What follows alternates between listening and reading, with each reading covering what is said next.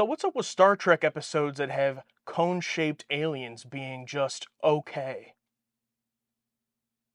A telepath leads a critical mission to save an alien. Direct mind-to-mind contact is our only hope. The race is on to stop an enemy threat from destroying it. If you interfere, we will destroy you as well. Now, they face an explosive showdown Commander, we are prepared to defend the life of the alien. on Star Trek: The Next Generation. First, we had the Doomsday Machine, and now Tin Man. Two episodes of the same exact level of quality. No, Doomsday Machine was better than this, I think. But I think thought this was fine. Yeah, just fine. Coming off of possibly one of our least favorite episodes of season 3, Captain's Holiday, this is honestly perfect placement for Tin Man. If this was the one to break the streak, I don't think we'd go super hard on it like we Yeah. did on Captain's Holiday, but it would be like, oh, okay, the streak would still be over. Yeah. Like this is just fine.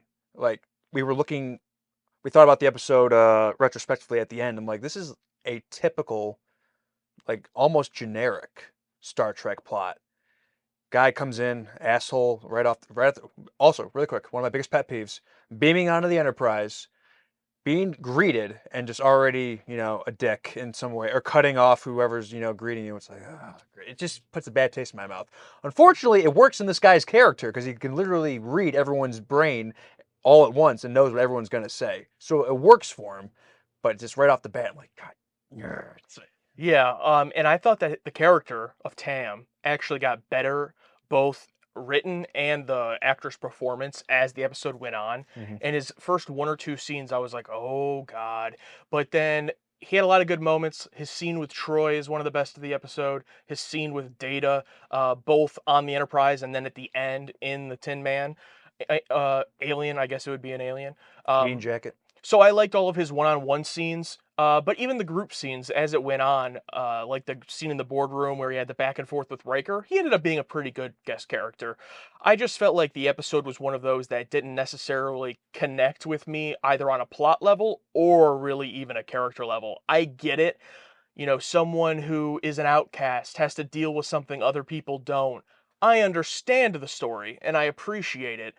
It just isn't something that I think was done so well to where I was like, wow, that's amazing. Almost like The Offspring did a similar story to this, except with a kid, with Data's kid. This was kind of similar, but with an adult who's different, who's an outcast. So maybe it's because it is kind of similar, but yeah, it was okay. Yeah, I understand the representation of what Tam's supposed to be. I'm guessing it's a kid who grew up different, maybe in modern, maybe a kid who's autistic or mentally disabled in some form, but still able to live a life, but he's different. So he was an outcast his entire life. I get what it's trying to do. I believe so. I understand. It just didn't. It didn't hit me. And back to what I was saying about a typical Star Trek episode where typical guest character comes on. There's a problem. There's a problem with the Romulans or something. Oh, there's a star that's going to blow up. Oh, the resolution is this guy has to leave with the other thing and then wrap a nice little bow on it. It's over. Yeah. It felt not warmly familiar, familiar. Especially with the star blowing up. Like, oh, of course. Yeah. Gotta have a star blowing up. In a lot of ways, it felt like a TOS episode that also I would think would be fine. Like, it just was like, okay, yeah, I get the story. The plot elements were just very kind of mid. Nothing about the episode was atrocious. Like, nothing was like, oh, and I think this is a good example of, we already said it, had this come at episode 19 instead of Captain's Holiday, that wouldn't have really affected our opinion on the episode individually. We still would have just thought it was fine. And I know we talk a lot about streaks and how the season's been going and the vibe of the season overall, but I think that sometimes people might confuse that with us affecting our thoughts on individual episodes. I don't think so. I think that it is a thing that this came after one of our least favorite episodes so far, but that doesn't make me like the episode more. Like I go into every episode of any show with a pretty clear mind, especially episodic, like Star Trek. So while I do talk about that stuff and where it's placed in the season, I don't think that this was necessarily better because it came after Captain's Holiday or worse because of the streak that we had. It just was a fine episode that I get it if it's one that you really love, and I also get it if it's one that you really hate. It's one of those to me. Yeah, this one isn't breaking any ground, or I don't think it's gonna bring any new people in. Like, you got to see Tin Man, bro. You see, you got to watch. Like, this is never gonna be in my list to show people, hey, if you want to check out Star Trek: The Next Generation, you got to watch Tin Man. Yeah. It's not gonna be on that list. At the season 3 recap, like already I was like going through the episodes, and already there's a couple where I'm like, what episode was that? Where I was like scrolling through the titles, like I already forgot. This is gonna be one of them. Although it has a very unique name, Tin Man. Yeah. So I might remember. Some of them, like the Vengeance Factor, I'm like, that's so generic. That could have been Anything. anything. Yeah. Kayfabe, we didn't discuss this right after watching it. We took a little break, came back, so I decided to be a good old chap, and I watched it again. You know, fresh. Didn't watch anything beforehand. Just, you know, on my weekend off, just laying there, and I thought, like, okay, fresh. You know, had like one drink. I'm like, see if this affects anything, and I felt exactly the same after watching Yeah. it. Just a couple little notes that are not really like going to change my mind about the show at all, but it's something where it's like, oh, okay, that's neat. One little touch where he first like beams over, and you know he cuts Picard off, like, oh, here we go, and his back's to Data, and Data's like, excuse me, sir, excuse me, and like Tam jumps, and I'm like, that's a nice touch because he can't sense Data, and that's the one thing I love about this episode, if anything, is his relationship with Data. Like the guy who can read everyone's thoughts, the guy who doesn't have any, you know, thoughts that he can read, and he can finally have a conversation with someone for the first time. And there's also the scene where they're in Data's room, and like Data gives him some credit for being like a good mediator, or good like, yeah, like a mediator, like to help, because he can't read Data's thoughts, and Data's like, but Tam still does a good job of like leveling with Data, and Data, you know, I think gives him a little credit for that because he can't read his thoughts. It's like, oh, you're actually good without having to read everyone's mind. But other than that, yeah, it's fine. Yeah, and I think that there's definitely stuff to appreciate with it. You talked about how it's not going to be on your list to like bring someone in. I agree, but I do understand if this is one where if you just ask someone who's a Star Trek fan, you know, you're both Star Trek fans, and you say, yeah, like what are some episodes that are really personal to you that you really like? And someone said, yeah, Tin Man. I'd go, okay, yeah, like I get it, especially if you relate to Tam or you relate to any of the characters in the story or his goal with wanting to meet up with this alien because he thinks they kind of complete each other, are in like similar situations with this cone-shaped alien whose whole species got destroyed. So I get it. It's one of those that's just, I don't even say not for me because I didn't dislike it. It was just like not noteworthy, or I'll never think about it probably after this discussion unless I have to because we're doing a list or something.